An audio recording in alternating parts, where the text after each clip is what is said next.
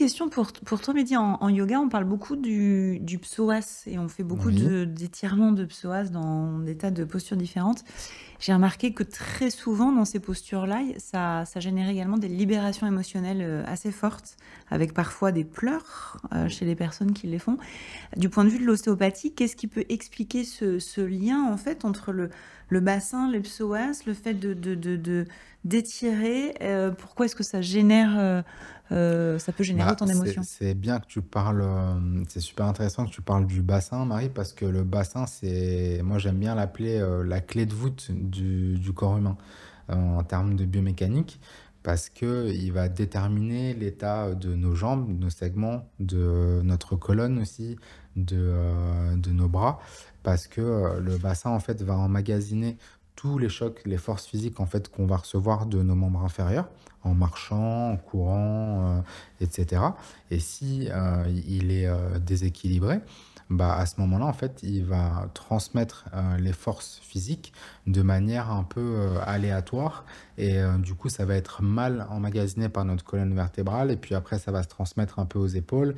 Et puis, tu as des grands muscles comme le grand dorsal qui vont du bassin jusque dans le bras. Donc, tu comprends que ça peut engendrer des problématiques bah, sur ton épaule ou même ton bras. Et l'importance en fait du psoas, elle est dans le fait justement qu'il va avoir un maintien et induire en fait le positionnement du bassin de par ses attaches, parce qu'en fait le grand l'iliopsoas, il s'attache au niveau de notre colonne lombaire sur quasiment tout le segment lombaire de la colonne vertébrale. Ensuite, il va venir s'attacher dans la fosse iliaque, à l'intérieur en fait de notre ciliaque. Le ciliaque, c'est l'un des trois os qui forment le bassin. Tu as les deux iliaques sur le côté qui vont s'articuler après avec les fémurs pour donner l'articulation de la hanche. Et à l'arrière en fait de notre bassin, on a le sacrum qui vient déterminer la fin de la colonne vertébrale et sur lequel en fait la colonne vertébrale va venir se déposer.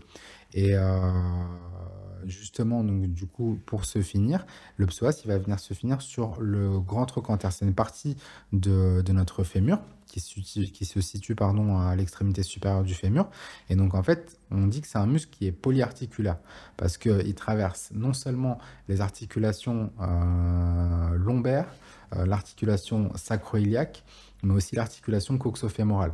Donc en fait, si tu as des restrictions musculaires en fait au niveau de ton psoas, bah, en fait déjà tu vas être un peu de travers et bah, ça va engendrer un tas de problématiques. C'est comme la voiture en fait, tu sais, si tu changes pas tes bougies pendant un moment, bah, ça va t'abîmer une autre pièce de la voiture, etc. Après, il y en a qui aiment un peu l'appeler la poubelle, le muscle poubelle, parce Ou qu'il est le en muscle de l'âme, arrière. c'est plus poétique. Voilà, c'est Le ça. muscle de l'âme C'est aussi. ça. Parce qu'en fait, il est en arrière du péritoine. Et le péritoine, c'est le sac dans notre abdomen qui va accueillir les viscères. Et bon, après, c'est pas étayé scientifiquement, mais on dit que voilà, les toxines un peu du système digestif vont venir justement s'ancrer au niveau du psoas et vont le contracturer un peu plus rapidement.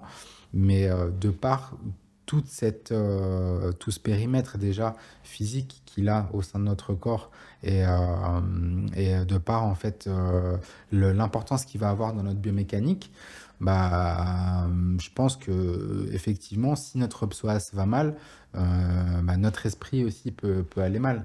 Après, pour le côté psycho-émotionnel, j'ai pas assez d'expertise pour pouvoir te dire pourquoi est-ce qu'il pourrait provoquer Des des larmes, larmes. et ouais. Mais Mais il y a une Moi, j'ai connexion, une sûrement, petite quelque une part. hypothèse, connexion. mais bon, ça c'est Vas-y, après c'est vas-y, pas oui. vérifié, c'est Mm. pas Ouais, forcément ouais. Partage, médical ou quoi, Ah, mais partage ton vas-y, oui, c'est hypothèse. un vas-y, point oui. de vue purement énergétique Ouais. de la sonothérapeute que je suis et d'observation que j'ai faite. Mais en fait, le bassin correspond au deuxième chakra en énergétique. Je sais Mm. pas si c'est quelque chose Mm. qui te parle plus que ça, mais et ce deuxième chakra est relié à l'élément eau dans notre corps. Sachant que notre corps est constitué des mêmes éléments qui nous entourent en fait dans la nature, de carbone, d'eau, d'électricité, c'est le feu, d'air, d'oxygène et d'éther, d'espace. Et c'est des éléments qu'on retrouve exactement enfin, dans la nature qui nous entoure, dans les océans, les rivières, la montagne. Voilà, finalement, on est fait de exactement la même chose qu'un hippopotame, qu'un orang-outan ou qu'un baobab. Voilà. Et donc, notre corps est constitué de ces éléments, dont quand même beaucoup d'eau. Et ce que j'ai pu observer, ce que j'ai pu comprendre, c'est donc ce bassin qui est lié à ce deuxième chakra, quand on vient étirer les psoas et donc créer du mouvement, un mouvement libératoire au niveau des tissus, ça vient libérer en fait ce que moi j'appelle des vibrations ou des empreintes émotionnelles qui ont pu être stockées et pas forcément exprimées dans le courant de la vie, pas forcément libérées. Et il y a vraiment un lien très fort entre le deuxième chakra et le cinquième chakra, donc le chakra sacré et le chakra de la gorge. Comme si en fait ce chakra de la gorge était comme un robinet qui vient en fait libérer les eaux émotionnelles stagnantes au niveau du bassin. Et je crois, alors je ne sais pas si c'est la même chose chez les hommes, en tout cas chez les femmes, et de ce que j'ai pu observer dans les cours de yoga, les cercles de femmes, etc., c'est vraiment ce lien très très fort du bassin. Et quand on vient libérer le bassin par des étirements, différentes postures, etc., ça vient générer comme un appel de libération aquatique, entre guillemets, qui passe par les larmes et un nettoyage qui se fait. Voilà, comme si on venait... Ça me fait penser à une chose, justement, cette idée des chakras qui sont liés quand tu dis le deuxième chakra et le cinquième chakra, Ouais. puisque le deuxième chakra est aussi associé à la créativité, en fait. Au sens matériel du terme. Alors voilà, mais c'est pas que la sexualité, en fait, hein, c'est la créativité plus généralement, Et mais c'est de donner la c'est vie aussi. donner la vie, c'est Totalement. créer. Ouais. Et, Et celui-là aussi. et celui-là, et puis il y a cette formule aussi, c'est au commencement était le verbe aussi est créateur. Donc ça m'étonne pas que les deux soient reliés, effectivement. Totalement. Ils résonnent entre eux, en fait. Ce qui est Particulièrement. dingue, je sais pas si tu as vu une coupe longitudinale des cordes vocales et du système enfin, génital féminin et masculin aussi, d'ailleurs, ça marche très bien. Il y a un dessin qui compare en fait deux coupes longitudinales de ces deux Anatomie, quoi. voilà, anatomie du corps. Mm. Et en fait, c'est assez hallucinant parce que ça pourrait se calquer l'un sur l'autre, quoi. Ouais, C'est très impressionnant. similaire. Est-ce que c'est juste, je ne l'ai pas vérifié, mais est-ce que c'est juste que les cellules qui constituent donc tout l'appareil génital et de la reproduction, en tout cas chez la femme, et Au niveau de l'embryogenèse, ils sont issus du même tissu. du même tissu, c'est Ouais. ça ou pas? C'est vrai? Je crois, il faudrait que je reprenne, parce que là, quand je suis pas sûr, je vais vous le dire, je suis pas sûr, Ouais. mais je crois que tu as raison. Et au niveau de Je l'embryogenèse, crois que il y a un lien, en fait. Les cellules qui composent l'appareil génital et les cordes vocales viennent certainement des mêmes cellules souches. ouais. Après, il faut confirmer, il faut qu'on jette un œil à un bouquin pour Ouais. vérifier. Mais je crois que tu as raison. Et pour être un peu plus exhaustif au niveau du bassin, c'est vrai qu'aussi le bassin, comme tu viens de si bien le dire, et William aussi, il va aussi accueillir les parties génitales, hein, les organes génitaux. Et de la Donc, reproduction. et de la reproduction qui sont très importants. Et Sinon, on serait pas là. exactement. Et d'un point de vue biomécanique et au niveau de la proprioception, ce qu'il faut savoir, c'est que en fait, tu as plusieurs muscles de la mâchoire qui viennent un peu se rattacher sur l'osioïde. Et l'osioïde, il représente, comme tu le disais, il est juste en avant en fait des cordes vocales.